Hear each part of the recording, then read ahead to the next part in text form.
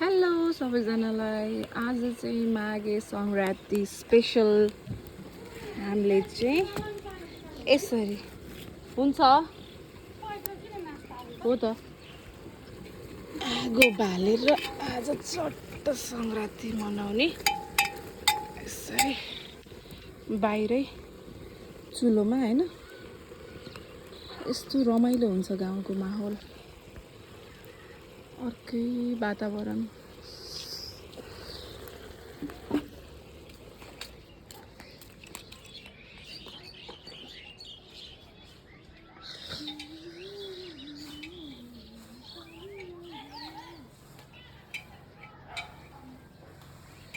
ठुलो बुवाले बढार्दै हुनुहुन्छ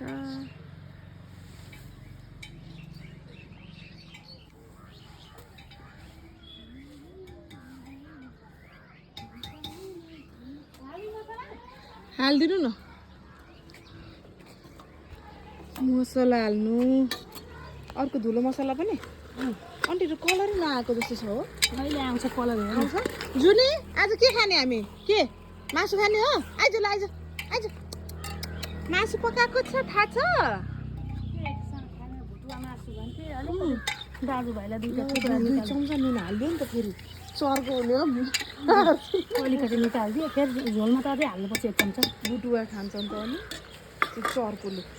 अलिअलि ग्रेभी बनाएर निकालिदिने हो कि अन्त है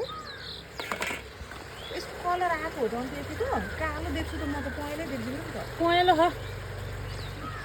अलि रातो धुलो हालेपछि राम्रो देखिन्छ होला है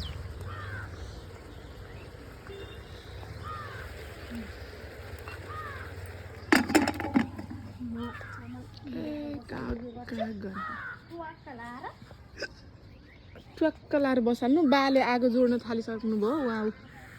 अब आगो ताप्ने होला उहाँ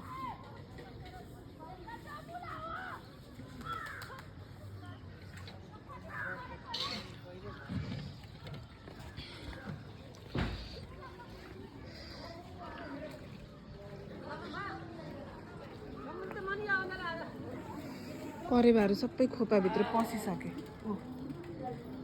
हेर्नु त ए मजाले खोपाभित्र बसेछन् परेवाहरू दुईटा खोपा बनाएको हेलो ब्युटिफुल हेलो ब्युटी मलाई त यो पनि कस्तो राम्रो लाग्यो कि यो पनि अर्कै खालको ब्युटी छ हौ के ब्युटी हो यो बच्चाहरू बाटोमै खेल्ने जाने यहाँ त ल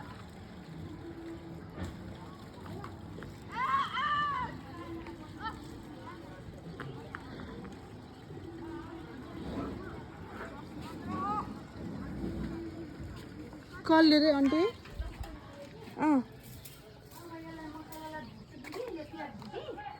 मसला भुट्छु अनि टक्क लाएर अनि मासु ओइदिन्छु म यसलाई भनी अनि लास्टमा त गर हाली मासु अनि मसला त्यसै त भुट्छु भन्दैछ ला हाल्नु भनेको बिर्स दिमाग अन्तै छ हजुरआमा पनि जानुभयो त्यहाँ त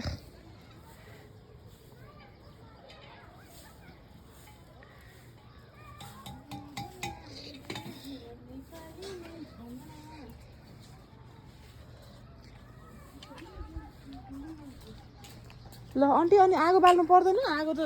अनि निभो त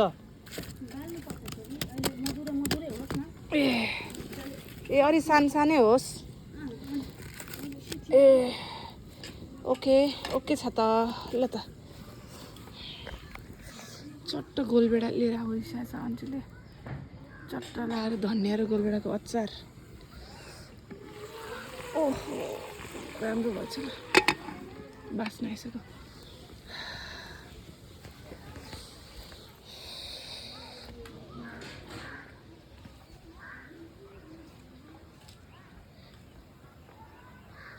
सानो भोटमा पनि कति मजाले मेवा झुन्डेको त